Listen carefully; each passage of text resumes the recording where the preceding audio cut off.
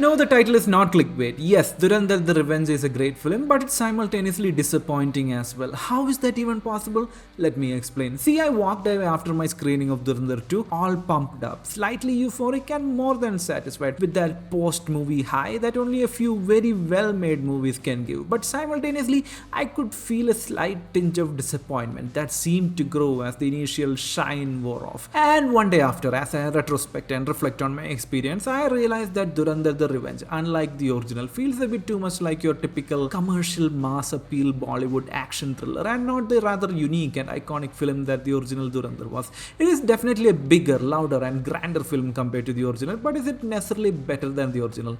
I for one do not think so.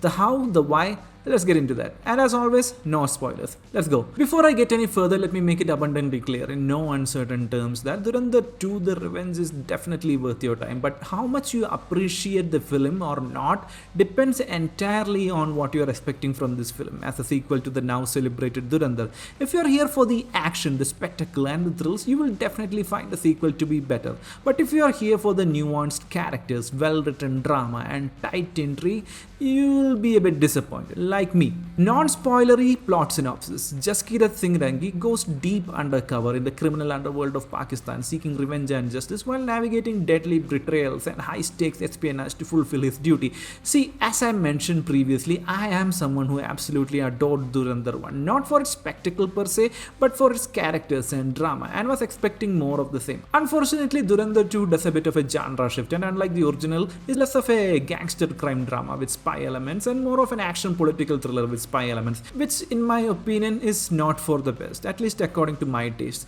And you know what, let's just address the elephant in the room and let's talk about what disappointed me the most, the villains. See, there is this shot of the big bad villain Rahman Daket at the end of the original Dhurandhar where he lights his cigarette and looms over, scowling in judgment, almost haunting Hamza. This is true on a very meta level for Dhurandhar The Revenge, the film, where Rahman Daket's character, or more so his absence, haunts the entire film in a way. Regardless of what you expect from your Dhurandhar sequel, one thing that is an objective fact that cannot be denied is the huge vacuum that is left by the absence of a central charismatic villain character. Sure, we were all hyped up for the reveal of Bada Sahib as the replacement for Rahman Daket, and the Bada Sahib reveal is pretty good on a meta in real life level, but him and the other revolving door of villains can't even hold a candle to Akshay Khanna's captivating performance in the original. And that's the thing right there. The film tries to compensate for one well-rounded compelling villain by having multiple different villains of varying threat levels. A bit of a quantity over quality approach, which would be a running theme for the sequel. We'll get to that in a minute. Anyway, none of them have the charisma or screen presence of Rahman Daket, nor are they well developed or even human enough to be taken seriously. And not just that, even the existing villain characters who return from Dhurandhar are ruined for absolutely no reason whatsoever. Take for instance the character of the Jinn, SP Chowdhury Aslam, who is fun to watch thanks to the perfect casting of Sanjay Dutt in this role, but his character has been transformed into this cartoonishly evil caricature of his former self in the original, where he was shown to be this brutal, sadistic and efficient enforcer who ultimately cared about those he worked with. Here he has been turned into this edgelord, dark humor, quip machine kind of character who would send his own men to the slaughter and joke about it later. It is a clear regression for his character and the exact opposite of character development you expect from a sequel. That being said, any attempt to develop existing characters seems to have failed miserably as well, as it is evident in the case of Major Iqbal played by Arjun Rampal. The filmmakers seem to have understood that Rahman Daket worked because he was not your typical mustache-twirling villain but a real human being who feels pain and joy, and there are events that bring him down and lift him up again, basically experiences that humanize him in a way, so much so that the audience was almost in danger of empathizing with a literal terrorist. But the filmmakers applied these lessons to the wrong villain, I'll say. See, Major Iqbal in the original was a terrifying presence because of how unknown and mysterious he was. He was defined by his actions and not by his background or humanity. So, to have us see him interact with his family and especially how he's being treated by them has the opposite effect. It kind of makes his character less of a frightening, enigmatic presence. The film could have enhanced its character had they gone a step up further to draw parallels between the family drama of Hamza and his mother and Iqbal and his father, but we need time to fit in more slow-mo explosions, so screw that, I guess. And then we have Bade Saab. Bade Saab, as far as the film is concerned, is not a good villain or even a well-defined character. All he does is throw one-liners about hating India and destroying our nation. See, the film expects us to take him seriously because he's playing a certain infamous real-life character, but I'm sorry, that is a cheap shortcut to hijack the audience's emotions, and it didn't quite work on me. Same for a lot of other minor villain characters who are supposed to be taken seriously as they are real-life terrorists, but unlike something like, say, KGF 2, they are just introduced without any gravitas or fitting into any established power structure, and as far as the movie is concerned, they just become equivalents of cannon fodder that contribute to numerous assassination sequences, which admittedly are flashy as hell. Yeah, style over substance, we'll get to that in a minute as well, but ultimately they are meaningless in the context of providing great villain characters. It gets so bad that the movie even pulls two new major villains out of thin air by the end of the film, only for them to be sidelined and treated as a joke by the time the post-credit sequence rolls out. In short, multiple villains, none of them as memorable as Rahman Dakit. If you disagree, please let me know in the comments. So, the character side of things, as far as the villains are concerned, is a bit of a shit show. Then it's a good thing that the hero side of things is done so much better. Dhurandhar the Revenge more or less lives on Ranveer Singh's performance, and he does in fact deliver a glorious performance. He was in fact excellent in the original as well, but his performance was overshadowed by Akshay Khanna. But now in a rather weird twist, the lack of a memorable villain character means that the protagonist, played by Ranveer Singh, is able to shine, and shine he does. I will go ahead and even say this might be one of his best performances ever, so far at least. Unlike the first film, there are more moments in this film where his acting chops and emotional range are put on full display, and in fact one of the most poignant scenes of the film is him just sitting alone in a room, burning the picture of his loved ones before embarking on his mission.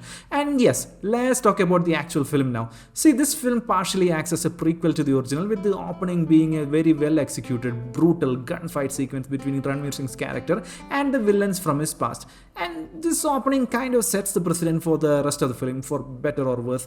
It's flashy and spectacular. Meanwhile, the actual origin story behind all of this that led to this gunfight in the first place is almost glossed over to make way for this lengthy sequence, and you get only glimpses of the character that we should actually care about. In fact, this is the approach for the whole film: style over substance, quantity over quality. I'm not saying that the original was a masterpiece of deep character drama, but the sequel without a doubt trades subtlety and nuance of the original for mass appeal and pleasing the crowd. And as much as I praise Ranveer Singh's character, even he is a victim to this. Remember how in the original Hamza is not your typical Bollywood protagonist. He takes advantage of the death of a child, elopes with a 19-year-old for political reasons, and even the ending where he uses the execution of the villain who was the equivalent of his brother in the criminal underground for his advancement in the underworld ladder.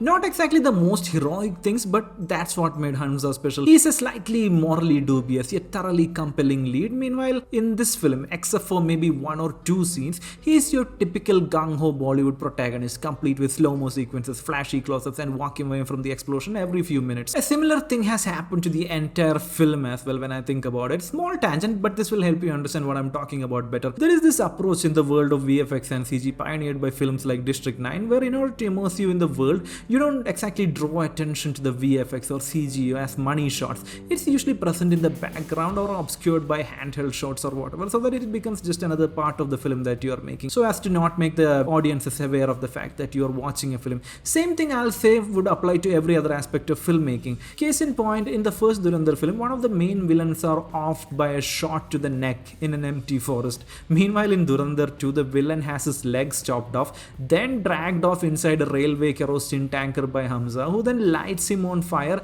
and then his tanker and the entire series of tankers behind him explode as Hamza, cool guys don't look at explosions, slow-mo walks towards us. Yeah, I'm not joking. To repeat, the film prioritizes spectacle over everything. So much so that the entire film, especially the first half, is more or less a series of these hero-centric mainstream Bollywood sequences that at first are great but quickly become fatiguing after a while. I remember arguing in favor of the long runtime of the original and even for the sequel when it was first announced, as the chapters were distinct enough and introduced new elements every few minutes or so. So much so to the point that I was never bored. And now, having watched the sequel, I feel like I might have to retract that statement, as most of the first half, despite being distinct chapters, more or less can be grouped into Hamza's rise to power, and it gets a bit tedious and predictable after a while, and it's only by the interval that the things finally get a bit interesting. You see, the thing with the first film is, even despite the absence of this level of spectacle, it was entertaining, and dare I say it, iconic. Some would say it's the memes and the PR department working overtime, but I'll disagree. The first day as a spy in Pakistan, Rahman Dakit entry sequence, all are memeable and popular because they are iconic and not the other way around. Meanwhile, entire sequences and events in Dhurandhar 2 just wash away on screen one after the other, leaving almost no impact beyond the temporary high while you're actually watching it. A lot of things happen on screen, but nothing seems to be said, if you get what I'm saying. And speaking of saying things, the dialogue has undergone this transformation as well, where a lot of things are said, but most of it comes off as cheap. Most of the dialogue in this film is either a one-liner or a quip aimed to get an audience reaction rather than to communicate anything genuine. For a film dealing with rather heavy topics, it feels a bit amateurish, especially when the humor also boils down to naughty words said in a sequence.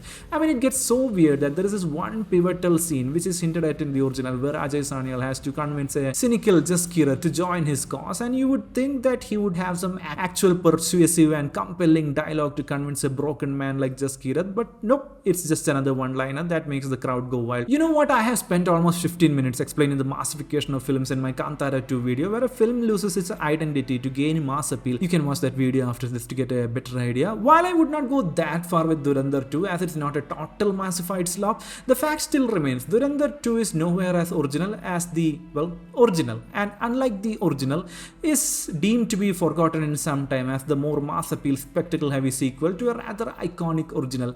Now the question would be, why is this shift to a more spectacle heavy approach? Were the writers short of time? Was the director sick? Is Geo Studios pushing for more mainstream appeal? We will never know. Drop your thoughts in the comments, but the fact still remains. Dhurandhar 2 has focused more on spectacle than anything else, and it shows. So to me, this film is not as good as the original. Another thing that bothered me is the fact that the film is very less subtle with its political leanings than the original. And I'm not talking about the patriotism side of things. See, I personally believe that patriotism, just like any other humanist theme or idea, say brotherhood, romantic love, parenthood, is something that needs to be celebrated in films. Where I draw the line, however, is where you conflate the idea of patriotism with political entities that fit your ideological beliefs. The original Dhurandhar was a bit more subtle about this, and it dealt mostly with bashing Congress discreetly. Meanwhile, the sequel is more overt in its celebration of the Modi government and its policies. Does it go too overboard and drop into the propaganda territory?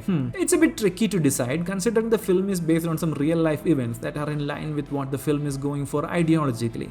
Anyway, that's for the audience to decide. I certainly think so, and the leftist media machine has clearly taken sides. So whatever, I guess. Lastly, the music and the sound design, especially when it comes to the needle drop sequences, are done as good as the original. But I don't think, except for the Ari opening gunfight, nothing stands out as memorable for me. So to bring it all together, despite all my negatives, Dhurandhar The Revenge is a great film and a good follow-up to the original, but it has, like most Bollywood sequels, unfortunately went the mass appeal route. And if that's what you're looking for, spectacle and thrills, I'm not judging, you will have a good time. But sadly, I don't think it will stand the test of time and is destined to be forgotten like most other mass appeal spectacle heavy Bollywood films. Regardless, go watch it at the theaters. Maybe wait for the ticket prices to drop, I would say. So if you have watched the film, do you think the mass appeal sequences ruins the sequel? Which villain left you disappointed? Do you agree with me in the massification of the film?